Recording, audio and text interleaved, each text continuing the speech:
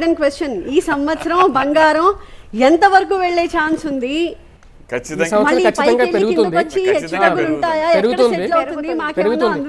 ఎందుకంటే గురువు రాశాధిపతి, ఈ యొక్క సంవత్సరాధిపతి గురువు ఉచ్చ స్థానంలోకి వెళ్తున్నాడు అనమాట.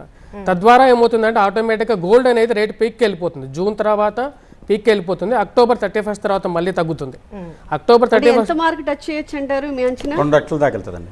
2 లక్షలు టచ్ అయిపోతుంది. రచిత శ్రీ గారు మీరు చెప్పండి, మీ అంచనాలు ఏంటి? అంతే అండి, జూన్ నుంచి మనకి గురువు కర్కాటకంలో ఉచ్చలో ఉంటాడు అక్టోబర్ 31 వరకు. కాబట్టి తను చాలా ఎక్కువ పెరిగే అవకాశం ఉంది. 2 lakhs అయినా ఆశ్చర్యపోవాల్సిన అవసరం లేదు. బంగారము, ఖనిజాలు, ఆయిల్స్ ఇలాంటివన్నీ కూడా రేట్ మాత్రం చాలా పెరిగిపోతాయి.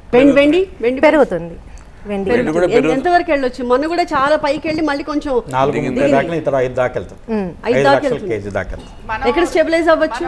సంవత్సరం అందులో ఇంకో ఏంటి తెలుసా ఈ సంవత్సరం విశేషం, పరాభవన సంవత్సరం వెండి దానం చేయడం మంచిదట.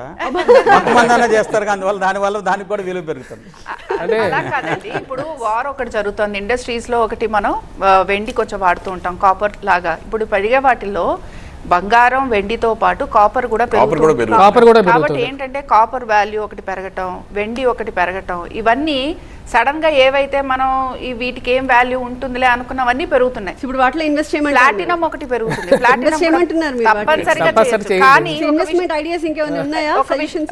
ఇక్కడ విషయం ఏంటంటేనండి, గోల్డ్, సిల్వర్ వీటిల్లో ఇన్వెస్ట్ చేస్తున్న వారు ముఖ్యంగా, ఎందుకంటే సిల్వర్ కూడా చాలా పెరగబోతుంది. 2030కి ఆల్మోస్ట్ 10 lakhs దాకా వెళ్ళినా ఆశ్చర్యపోకర్లేదు మనం.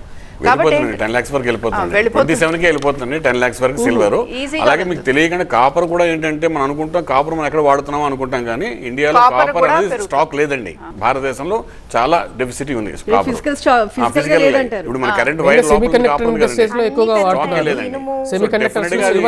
అవకాశం ఉంది, దానికి దొరకదు కూడా, కొందామని కూడా దొరకదు. అది పరిస్థితి కాపర్ది. ఎవరైనా ఒక్కళ్ళైనా తగ్గుతుంది అంటారా?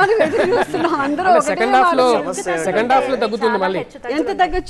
దాన్ని బట్టి కదా ఇప్పుడు చెప్పినట్టు ఏ టైం కి ఇన్వెస్ట్ చేయాలన్నది ఇంపార్టెంట్. ఇక్కడ ఎగ్జాక్ట్ గా అక్టోబర్ 31 నుంచి ఏమవుతుందంటే రివర్స్ ట్రెండ్ లోకి వెళ్తుంటుంది. మళ్ళీ కరెక్షన్ ఫ్యాక్టర్ ఆల్వేస్ అప్లికబుల్.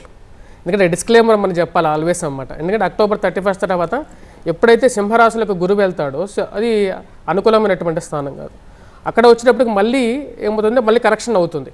అంటే ఇప్పుడు మనం ఏదో పెరుగుతుంది కదా అని చెప్పేసి ఈ ఫార్వర్డ్ మూవ్మెంట్లో ఎక్కువగా ఇన్వెస్ట్ చేసేటువంటి వారు అప్పుడు దెబ్బతింటారు. మొన్న కూడా చాలా మంది పెరుగుతుందని చెప్పేసి చాలా ఇన్వెస్ట్ చేస్తారు. వేచి చూసి సంవత్సరం ఎండింగ్ లో కావాలో కొంచెం అటువైపు ఫోకస్ చేయాలంటారు.